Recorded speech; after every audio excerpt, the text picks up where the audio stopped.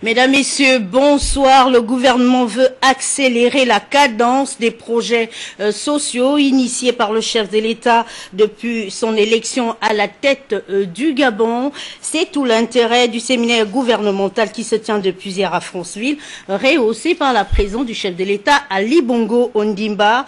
Et puis, les ministres du budget et de l'économie en séance de travail ce jour avec les responsables des régies financières dans le cadre de l'harmonisation de la nouvelle grille salariale. Enfin, nous revenons ce soir sur cette actualité qui défraie la chronique, l'affaire du redressement fiscal de Total Gabon. Les Gabonais se sont prononcés sur la question. Merci de nous rejoindre sur Gabon Télévision et bienvenue dans cette édition d'information de 20 heures. L'actualité nationale reste évidemment marquée par la tenue du séminaire gouvernemental, deuxième du genre, sous l'ère Ali Bongo Ondimba. Au cours de ces travaux qui se tiennent à Franceville dans le Haut-Ogooué, un panel de responsables de services publics personnalisés et assimilés sur la sellette pour présenter leur mission, leur rôle dans la mise en place du plan stratégique Gabon émergent. Ahmed Mouyaka, Franceville. La lutte contre la pauvreté, la précarité et les inégalités sociales, plus que jamais déclarées dans notre pays, le présent séminaire gouvernemental procède donc de cette volonté et de l'engagement affiché par le président de la République, chef de l'État Ali Bongo Ondimba, de rechercher des solutions adaptées afin de répondre efficacement aux attentes des populations. Le séminaire gouvernemental de Franceville implique également un panel de services publics personnalisés et assimilés qui ont présenté leur mission ainsi que leur rôle dans la mise en œuvre du plan stratégique Gabon émergent. Actuellement, dans tout le Gabon, on a à peu près 20 000 titres fonciers. Alors que rien que dans l'Ibreville Intramuros, on dénombre 50 000 parcelles. Vous voyez bien le gap. Donc il y a au moins, ça veut dire qu'il y a au moins, calcul mental très rapidement fait, il y a au moins 30 000 parcelles qui n'ont pas de situation foncière avérée et sécurisée. Donc c'est aussi une des missions de l'agence et qui, me semble-t-il, et vous en conviendrez avec moi, je suis sûr, impact social évident. Oui, il s'agissait d'édifier les nouveaux membres du gouvernement sur les missions, les rôles et les objectifs de l'Agence nationale des infrastructures numériques et des fréquences. Une fois que l'administration gabonaise va être détentrice de toute cette évolution technologique, c'est le reverser à la société de patrimoine SPIN qui, elle, va la commercialiser au niveau des opérateurs pour toucher le Gabonais ou le citoyen gabonais. Nous sommes déjà dans le social. Tout à l'heure, je parlais de ce que nous avons réalisé au village Omengo. Nous allons remettre la Remboué en production et dans le cadre de cette remise en production de la Remboué, nous prévoyons l'introduction de l'énergie solaire dans des villages non loin de la Remboué. Avec la remise de la Remboué en production, c'est du brut que nous allons produire, donc c'est de l'argent. Et cet argent, une partie est reversée au trésor public en forme de dividendes. Alors c'est très simple, si vous prenez l'activité de collecte de l'or artisanal que nous menons à travers nos deux centres à Makoko et à Njolé, nous injectons dans le circuit, dans les zones où la pauvreté est relativement grande, de l'argent. Ça permet aux employeurs d'avoir accès à un financement parce que nous achetons leur or à un prix totalement raisonnable, alors que lorsqu'ils le vendent à des contrebandiers, les prix sont très très bas. Donc c'est, je pense, un moyen pour l'État, en collectant l'or artisanal, de combattre dans ces zones-là la pauvreté économique. De plus, l'engagement du président de la République s'est matérialisé ces derniers jours par sa décision populaire de suspendre les fonds communs. Cette manne financière évaluée à plusieurs centaines de milliards par an sera redistribuée selon ses consignes au Premier ministre et chef du gouvernement, le professeur Daniel Onaondo, dans les meilleurs délais à l'ensemble des agents de l'État et aux Gabonais. Le gouvernement étudie en ce moment tous les mécanismes de distribution de cette importante manne financière.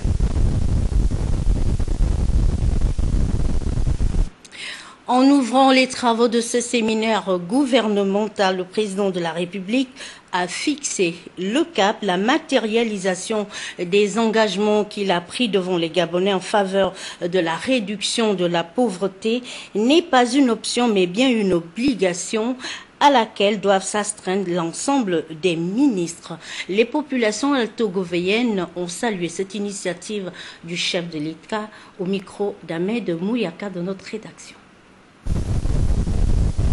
Face aux urgences sociales, le chef de l'État est déterminé à réduire les inégalités et promouvoir à travers le gouvernement la solidarité nationale, toute chose que les populations accueillent avec enthousiasme. Les pauvres, on ne fait que louer les efforts qu'a fait le président. Parce que le président, en regardant ses efforts, nous savons que vraiment il est regardant sur tout ce qui peut se passer face aux pauvres. Et alors, prenant cette décision-là, je crois que c'est louable. C'est ce qu'on attendait du président. Encourageons ce qu'il est en train de faire. Et nous prions même beaucoup pour lui parce que depuis qu'il a commencé même pour la CNAM-GS, ça nous aide beaucoup. Déjà, je ne travaille pas, mon mari ne travaille pas, nous avons 6 gosses. Alors donc j'encourage ça, c'est pas beaucoup, c'est pas mauvais ce qu'il est en train de faire, c'est une très bonne chose et nous encourageons ça. Voilà pourquoi nous demandons à ce que les gens puissent lui laisser travailler. Et que ceux qui sont aux alentours de lui comprennent que ce n'est pas quelqu'un qui veut détruire, mais qui veut arranger. Donc on le laisse travailler et nous encourageons cela. Que Dieu le bénisse. Le président a pris les engagements pour ça. C'est une bonne affaire. Parce que la pauvreté, ça touche tout le monde. Hein. Oui, toutes les couches sociales. Mais oui, c'est une très bonne affaire. Oui. Le séminaire de Franceville apparaît dès lors comme celui de tous les espoirs et suscite ainsi beaucoup d'intérêt auprès des Gabonais. Ce qu'il est en train de faire, qu'il a pris comme l'initiative, c'est très bon, c'est une bonne chose. Mais le problème est qu'il mette des stratégies en place. Et il faudrait qu'il essaie un peu de revoir le secteur de l'agriculture. Qu'il encourage dans toutes les provinces les femmes qui font l'agriculture. Parce que ce qui importe de nos jours, c'est l'agriculture. Parce qu'on ne peut pas rester là et affecter les papiers dans les bureaux et tout, sans qu'on ne cultive la forêt. La richesse provient de la forêt. Donc il faudrait qu'il encourage en les donnant, les femmes, les pauvres femmes qui font l'agriculture, en les attribuant un peu de machines et lors de l'abattage et tout, et du débroussage. Donc c'est un peu ça. Et qu'il essaye aussi un peu de revoir les bacheliers et les gens qui sont diplômés, qui sont en train de chômer. Dans les conditions actuelles, certains Gabonais se sentent marginalisés et justement ces disparités accentuent la fracture sociale, mettant en cause la cohésion sociale et donc au grand mot, grand remède.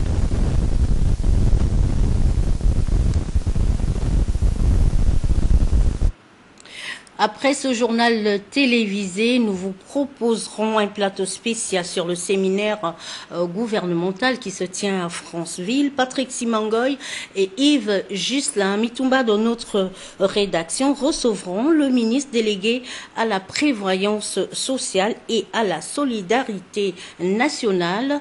Ils évoqueront un des thèmes majeurs de ce séminaire, à savoir l'investissement humain, un rendez-vous à ne pas manquer sous aucun prétexte.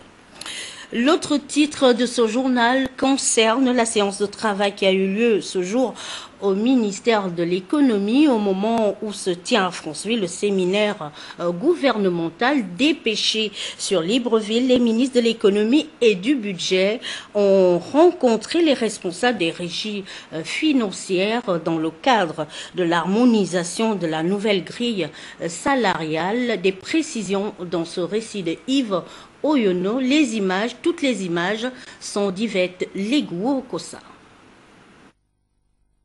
Après la prise de décision relative à la suspension des fonds communs pour une meilleure redistribution, les ministres Akagamba de l'économie et Christian Magnagna ont jugé utile d'organiser une grande rencontre avec ces hommes et femmes. Tous ont en commun la gestion des régies financières du secteur public au Gabon. C'est un dossier qui est très important et qui est sur la table du gouvernement. Il nous appartient de travailler rapidement sur ce dossier et pour que la plupart de nos collaborateurs ne soient pas démotivés. Ici, il est question d'expliquer et de sensibiliser. Objectif final, affiner ensemble l'approche efficace qui s'impose. La réunion de ce matin nous permettait, nous en tant que ministre en charge de la dépense publique, mais également le ministre de l'économie en termes évidemment de générateur de ressources, de mieux encadrer la démarche. La démarche que nous mettons en place au sein d'une commission ad hoc qui va réunir donc les experts du ministère du Budget comme les experts du ministère de l'Économie en vue d'organiser, de réorganiser donc le financement donc de ces gratifications que nous allons mettre en place et organiser par la suite, mieux répartir évidemment. Les ministres Magnagna et Akagamba ont exhorté leurs collaborateurs à agir dans le strict respect des recommandations de l'exécutif. Le montant était situé autour de 150 milliards de francs CFA, mais la question n'est plus évidemment à ces annonces. Le travail au jour d'aujourd'hui, c'est de savoir comment organisons-nous cette nouvelle répartition. Dans cette salle, l'échange fut franc et direct. Le message est passé, la redistribution s'impose désormais. Plus rien ne sera comme avant. Si l'ensemble des collaborateurs, les directions générales ne perçoivent pas bien le bien fondé de cette mesure, il va sans dire que leur motivation risque de se faire ressentir sur les objectifs à atteindre. Les responsables des régies financières ont été pleinement édifiés sur les tenants et aboutissants de la dite mesure. Tous ont promis de s'accorder dans les plus brefs délais afin d'aboutir aux résultats attendus. Sur un tout autre plan, l'affaire du redressement fiscal de Total Gabon défraie la chronique. En effet, réglée récemment par le fisc gabonais, la major du secteur pétrolier refuse de payer sa dette. Les Gabonais s'interrogent sur les mobiles de cet acte. Propos recueillis par Yannick Munga et Francis Edes Ngomo. C'était un redressement légal. Total n'a pas d'autre solution que de payer. Le Gabon est un État souverain, donc ce sont des menaces qui n'ont pas de valeur. C'est un État souverain, le pays prend des mesures conformément aux textes en vigueur, aux lois qui sont applicables dans un pays. Le Gabon est un pays de droit. Bon, il y a eu un redressement fiscal qui a été fait, c'est dans l'ordre normal des choses. Total n'a pas d'autre alternative que de se soumettre à la loi gabonaise. Ça dépend d'abord des arrangements dès le départ avec l'État gabonais, le gouvernement. Qu'est-ce qu'ils se sont dit avant d'en arriver là? Parce que ça fait quand même des années. Ils ne sont pas au-dessus des lois, ils ont le droit de payer les impôts comme tout le monde. Je pense que justement, ils doivent avoir le joker. Maintenant, le joker, c'est quoi? C'est qui? Total, c'est quand même une grande boîte vraiment du Gabon. Hein. Vraiment, ça représente le Gabon de Total. Ils ont des entrées. Le pétrole, c'est Total. Le gaz, c'est Total. Sur le territoire national, il n'a pas commandé l'État. C'est-à-dire que c'est l'État qui donne la décision. Après, ils vont recueillir. Si c'est pas ça, ils vont demander, forcément, on va leur demander de payer les amendes. Ils vont créer un mouvement, nous-mêmes, on va se soulever contre nous-mêmes. Et c'est dangereux pour nous-mêmes. Ils vont rester là, ils ont leurs militaires français qui sont là. Si ça pète là, et ils vont prendre tous les Français qui sont là et ceux qui ont les papiers français, ils partent avec. Et toi et moi, vont rester là à se tuer. Moi, je pense que c'est mieux s'ils payent. Tant mieux. S'ils ne payent pas, on ne meurt pas de ça. On va chercher autrement. Chose qui n'est pas normale. Une grande société comme Total Gabon, je ne sais pas combien de milliards ou des millions qu'ils ont à leur compte et qui refusent de payer leurs impôts. Je pense quand même que ce sont des choses qu'on doit saisir, que le gouvernement doit saisir et mettre solutions en place pour poursuivre ces cas-là. Sinon, ça m'écoeure quand même de savoir que Total Gabon ne paye pas ses impôts. Déjà, la question reste à savoir pourquoi. Total, c'est une entreprise comme toute autre. Qui exploite, qui travaille sur le sol gabonais, comme même titre qu'une entreprise comme Sogara, comme Mbolo, ce sont des entreprises qui sont vraiment censées payer les impôts. Si Total n'a un retard sur les impôts, bon, moi je crois que l'État devait normalement résilier le contrat. On demande à Total d'arrêter de travailler sur le sol gabonais. Est-ce que c'est juste? Non, je ne pense pas que ce soit juste. Qu'est-ce qu'on peut faire? Essayer de voir des avocats chevronnés ou alors le chef de l'État s'il peut mettre sa main dans le problème, quoi. Je pense qu'il a des ressources pour payer tous ses droits. Donc je ne sais pas pourquoi il va crier. Donc je ne sais pas pourquoi. Parce qu'il y a des petites sociétés qui forcent à remettre l'ordre et ils payent tous les droits à ses employés, mais je ne sais pas pourquoi Total. Sauf il y a d'autres choses qu'on ne connaît pas. Voilà, dans le reste de l'actualité, nous recevons sur ce plateau Monsieur Jean-Hilaire Toulakoussi, Il est chef de division prévention des risques professionnels à la CNSS. Bonsoir monsieur. Bonsoir. Alors vous êtes sur ce plateau pour nous parler de la première édition des rencontres africaines de Libreville sur la prévention des risques professionnels du secteur pétrolier et activités connexes. C'est bien ça? Oui. Alors les travaux débutent demain. Est-ce que tous les pays sont déjà présents à Libreville?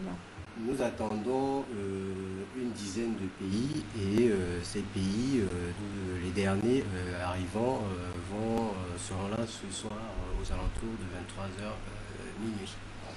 Concrètement, quels sont les objectifs visés? Je voudrais, avant de répondre à votre question, remercier le directeur général de Gabon Télévision pour la réception sur ce plateau. Je voudrais également remercier le directeur général de la Caisse nationale de sécurité sociale en la personne du docteur Désiré Lasségué de me permettre de m'exprimer ici. Les objectifs visés par ces rencontres sont essentiellement la promotion de la mise en œuvre des systèmes de sécurité et santé au travail au sein des entreprises, dans l'optique d'améliorer les conditions du travail, d'accroître la productivité des entreprises, de réduire les coûts liés à la réparation, de promouvoir les actions en phase avec l'environnement et contribuer au développement économique du pays. Alors, ces rencontres se tiennent sur combien de jours? Ces rencontres se tiennent sur 4 jours avec, au premier jour, des activités qui vont porter essentiellement sur un panel portant sur le contexte du travail dans le secteur pétrolier et activités connexes. Ensuite, nous aurons une conférence thématique sur les indicateurs.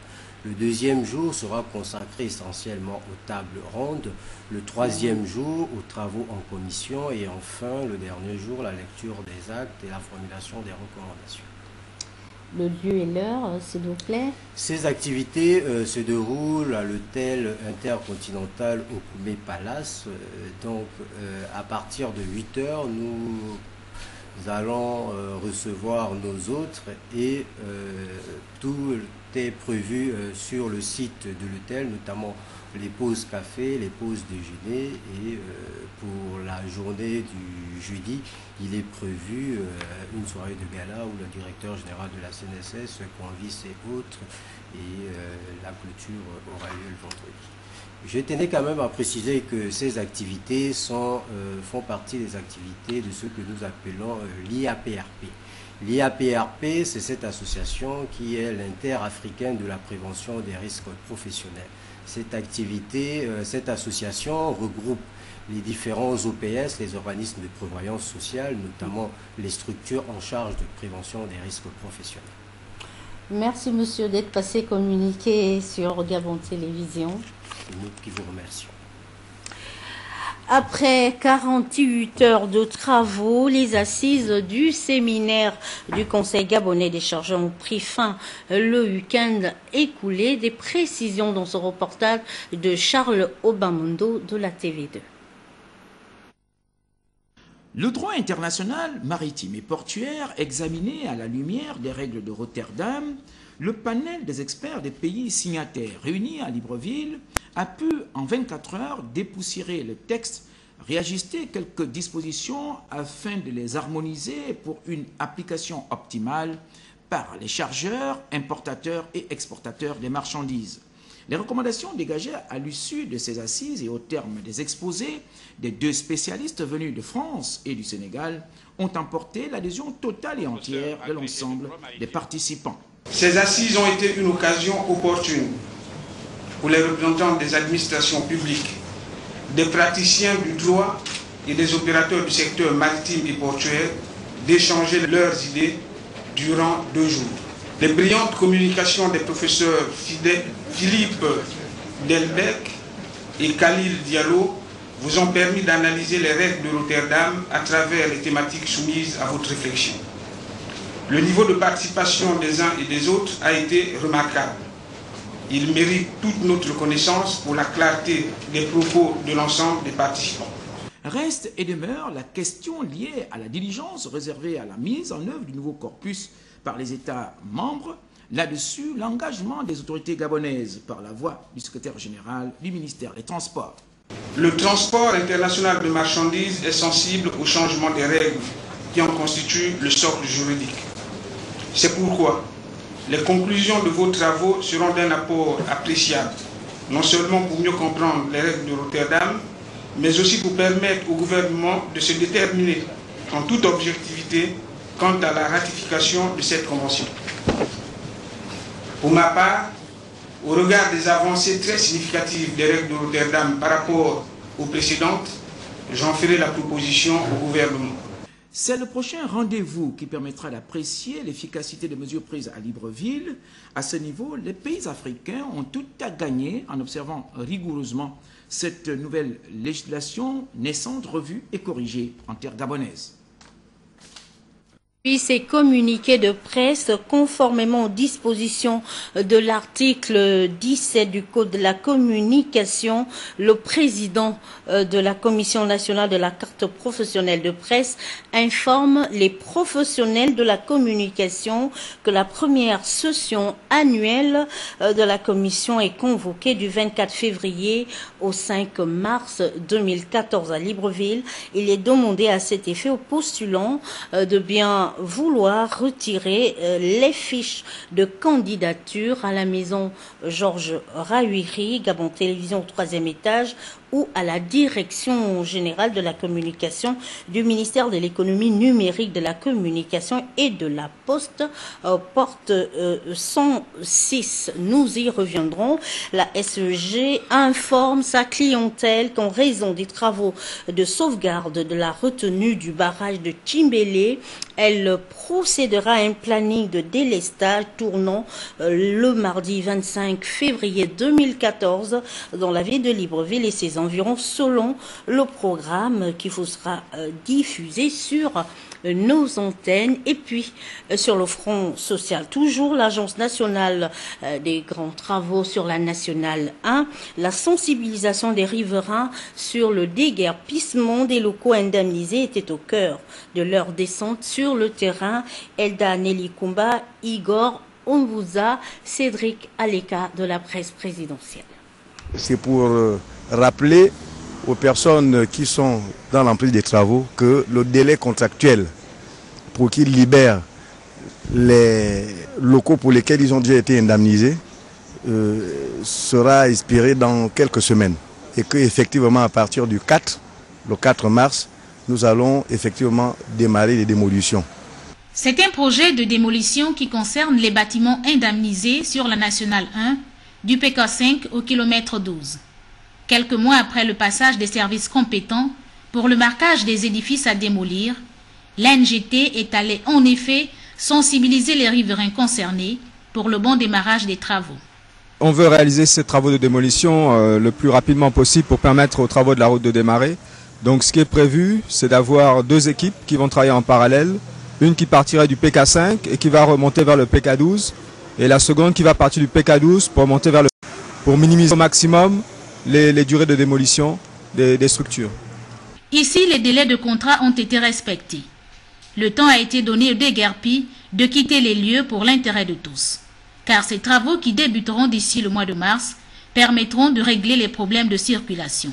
Donc c'est un projet qui va permettre donc à la fois d'élargir la route. On aura une route de largeur de 40 mètres, c'est-à-dire en 2 fois 2 voies, qui va permettre de décongestionner de façon radicale les problèmes de circulation que l'on a actuellement dans cette zone de la ville. Ces travaux d'une durée de 2 ans prendront effet à partir de la libération complète du site pour permettre à l'entreprise adjudicataire de travailler dans des conditions idoines. La page politique consacrée aux 9e journée parlementaire du Parti démocratique gabonais, les 2e du genre organisés à Oyem dans le Wellentem. Ces échanges interactifs entre les députés et l'arrière-pays s'intègrent dans la logique de la force de proposition dans laquelle s'est inscrit ce parti au pouvoir. Envoyé spécial à Oyem, Templar Eban Abessol, Jean-Pierre Moussouami des Timbouy. Les députés du groupe parlementaire PDG ont collé à l'air du temps avec le thème original de l'Owolentem et l'intégration sous-régionale. Daniel Onaondo s'est prêté à l'exercice au cours d'un exposé. Pour lui, notre pays, tout comme bon nombre du reste de l'espace CEMAC, a entre autres des problèmes de dimension économique et se heurte à de nombreux obstacles. Vous devez comprendre la décision qu'a prise le chef de l'État de transformer sur place nos produits. Parce qu'en économie, on dit, plus le processus de production est long, plus il y a la valeur ajoutée, plus il y a, le prix est élevé. Or, nous avons eu l'habitude, de par la colonisation, de par nos petits complexes, de vendre à l'état brut. Et on était perdant à ce que les économistes appellent au terme de l'échange. Parce qu'on constate, malheureusement, que le prix des produits manufacturés augmente plus que le prix des produits primaires. Donc, en échange, nous sommes perdants. Là aussi, c'est une réflexion à faire. Nous avons l'autre obstacle. Ce qui n'est pas l'obstacle de la CEMAC, c'est l'obstacle monétaire. Mais la monnaie est là. Parce que quand on parle de produits, les produits se vendent et s'achètent sur les marchés. Un économiste disait que si vous voulez apprendre l'économie à un perroquet, apprenez-lui deux choses, l'offre et la demande. Mais se sont inquiétés les intervenants au cours des échanges, l'afflux des voisins qui envahissent déjà le Wolentem et Libreville depuis quelques années, avant même que la cloche qui sonne l'ouverture des frontières n'ait retenti. L'exposé du professeur Naondo a contribué à rassurer et pourrait permettre demain d'observer cette question avec d'autres lunettes de référence. Aujourd'hui, nous parlons du Wolentem, évidemment parce que le Wolentem se retrouve sur un corridor de trois pays frontaliers. Et c'est un modèle d'intégration qui peut déjà, à partir des atouts que le Wolentem a, pouvoir apporter un certain nombre de réponses, même à notre peur de pouvoir accepter, ou alors la méconnaissance éventuellement de l'aspect de l'intégration de la sous-région dont nous sommes en train de parler. Le monde devient un grand village planétaire. Avec la mondialisation et la globalisation des échanges, nous ne pouvons plus vivre en autarcie. Il faudrait que les politiques que nous mettions en place, surtout les politiques de nos pays, c'est-à-dire dans le cadre de la sous-région, nous puissions mettre les mécanismes pour faciliter un certain nombre de circulations des marchandises, des personnes et des biens. Mais je suis tout à fait d'accord que liberté de circuler ne veut pas dire anarchie et désordre. Ça veut dire quoi? Ça veut dire que nous devons, nous, à notre niveau, mettre des barrières et des mécanismes pour faciliter la sécurisation, non seulement de notre tissu économique, mais surtout également de nos populations. Bien placés aux premières loges sur la question, les parlementaires devraient pousser la réflexion plus loin. Au cours de ces journées, le parti a initié des thèmes d'échange, parmi lesquels le Wolentem et l'intégration sous-régionale. Le professeur Daniel Onaondo, Premier ministre, chef du gouvernement, a exposé sur la question. Et maintenant, nous revenons sur les échanges interactifs entre les députés et l'arrière-pays qui s'intègre dans la logique de la force de proposition dans laquelle s'est inscrit le PDG. Pour ce reportage, nous retrouvons Templar et Banabessol. C'est ici, à la maison du parti d'OIM, que les 9e journées parlementaires du PDG se sont déroulées. Une forte mobilisation des députés et non députés du PDG à ce qui constitue aujourd'hui un événement pavlovien. Plusieurs discours ici, Vincent et Sonemengue, le maire d'OIM, a donné le ton. La compétition n'est pas politique, elle est économique dans le monde entier. Elle est sportive, elle est scientifique, elle est culturelle. L'économiquement, nous sommes en train de perdre par rapport au Cameroun. Je suis persuadé que beaucoup d'entre vous iront sûrement faire un tour parce que vous entendez parler de mondial, qui aussi. Vous irez voir comment et à quoi sert l'argent du Gabon. Le secrétaire provincial du PDG, Bonjean Assoumela, la communication de Koumba Souvi au nom du secrétaire général du parti, Faustin Bokoubi, Paul Mbabesolo, l'ami et frère des PDGistes, le chef de la majorité parlementaire, le professeur Daniel Onaondo, Tous ont salué l'esprit, l'opportunité et la pertinence de ces 9e journées parlementaires. Cette rencontre, au-delà du caractère festif et de convivialité entre les députés du groupe et les populations qui représentent, est aussi une occasion de débattre. Les deux thèmes retenus sont parfaitement alignés sur l'actualité. La problématique de l'intégration sous-régionale et celle de la décentralisation. Sur l'intégration sous-régionale, il est acquis en effet aujourd'hui que la construction et la consolidation des grands ensembles économiques et commerciaux et dont de grands marchés potentiels constituent une des voies d'accès privilégiées à la prospérité pour le plus grand nombre. Ces moments d'échange nous permettent d'apprécier l'interaction du Parlement et du gouvernement dans la mise en œuvre de différentes politiques publiques, ainsi la justesse des thèmes abordés lors de ces journées illustre parfaitement notre volonté commune de bâtir un pays fier de ses ambitions. Ces journées constituent le prolongement de l'action du parti au-delà des fauteuils confortables du palais Léon Mba. Pour nourrir les échanges, les parlementaires PDG ont inséré, comme à chaque fois, des thèmes de réflexion et de débat afin de contribuer à la réflexion générale du gouvernement. Dans la province de Langounié, département de Tsamba-Magoti, à l'heure du renouvellement des conseils locaux, les populations ont décliné leurs attentes. Le reportage est de Laetitia Osiadjoui, Francis Edes Ngomo. Les populations du département du Tsamba-Magoti avaient, lors des élections locales du 14 décembre 2013, massivement accordé leur vote à la liste PDG que conduisait en son temps Yolande Nyonda. Au moment où se dévoile ce quinquennat suite à l'élection du bureau du conseil départemental, les attentes des populations sont nombreuses. Elles vont du simple fonctionnement de l'institution au bien-être des populations. Le souhait des populations, c'est de faire en sorte qu'il y ait un peu de dynamisme, qu'il y ait un peu ce changement de mentalité. Ici, le département de Tsamba-Magoti est pourvu de beaucoup de potentialités. Je pense d'abord à la forêt. La forêt, elle est très riche. Bon, qu'il y ait des moyens afin qu'ils puissent mettre en place, par exemple, la série qui existait avant là, et trouver du travail aux gens.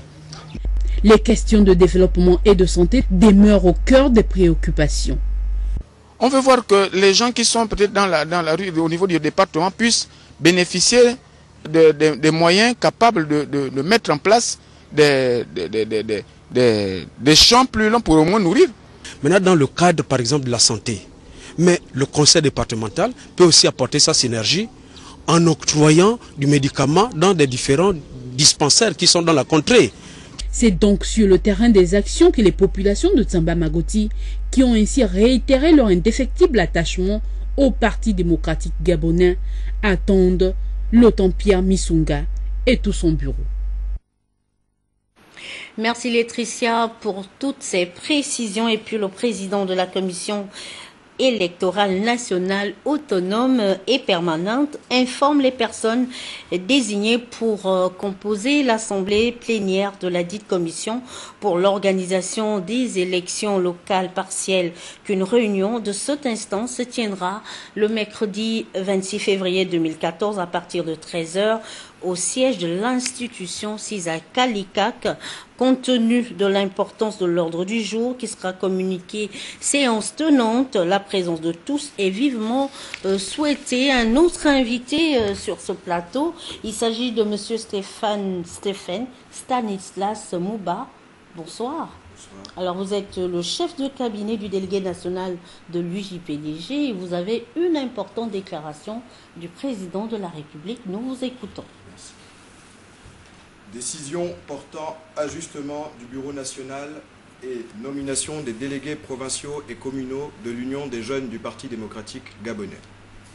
Le distingué camarade président du Parti démocratique gabonais, vu les statuts du Parti démocratique gabonais dans leur rédaction issue du 10e congrès ordinaire des 5, 6 et 7 avril 2013, vu l'article 129 selon lequel l'UJPDG est placé sous l'autorité politique et morale du président du parti, vu les dispositions de l'article 30, alinéas 5 et 6, selon lesquels, d'une part, dans l'intervalle des réunions du Congrès, le président du parti peut procéder au remplacement des responsables du parti membres des instances qu'il préside.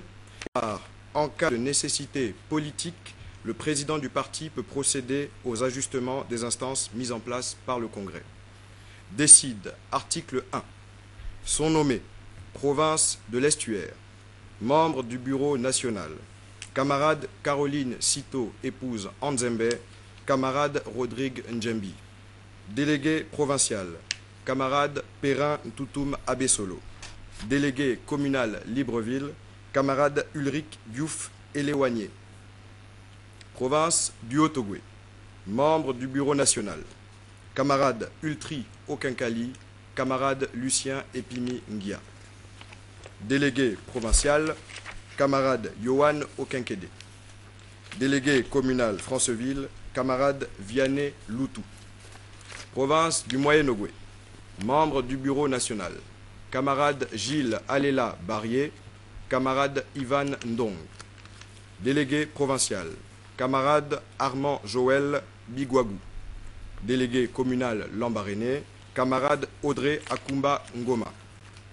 Province de Langounier, membre du bureau national, camarade Daniel Lélé Lebongo, camarade Diel Ngeba. Délégué provincial, camarade Christian Ondo. Délégué communal Mouila, camarade Michel Boudou. Province de la Nyanga, membre du bureau national, camarade Johan Ngoma, camarade Joyce Ngoyo Moussavou. Délégué provincial, camarade Priva Ngoma. Délégué communal Chibanga, camarade Alain Ibinga. Province de l'Ogooué-Vindo, membre du bureau national, camarade Jugla Esson Enong, camarade Michael Moapa. Délégué provincial, camarade Boris Gildas Sika Bodounou. Délégué communal Makokou, camarade Stéphane Minko. Province de l'Ogooué-Lolo, membre du bureau national, camarade Sosten Ngele, camarade David Boucheke Kassangoy. Délégué provincial, camarade Cédric Martial Nzouki. Délégué communal Koulamoutou, camarade Sinclair Kounda. Province de l'Ogooué-Maritime, membre du bureau national, camarade Suzanne Nkondawiri Ogula, camarade Ingrid Swagat Leyoubou. Délégué provincial, camarade Brice Chipandi. Délégué communal Port-Gentil, camarade Christelle Dilongu Manzembe. Province du Wolentem, membre du bureau national, camarade Marius Assoumou Ndong, camarade Nobi Eyang Abessolo. Délégué provincial, camarade Cédric Andem Ntoutoum. Délégué communal Oyem, camarade Rostan Ngema Ngema. Commune d'Ovendo, délégué communal, camarade Eric Rano.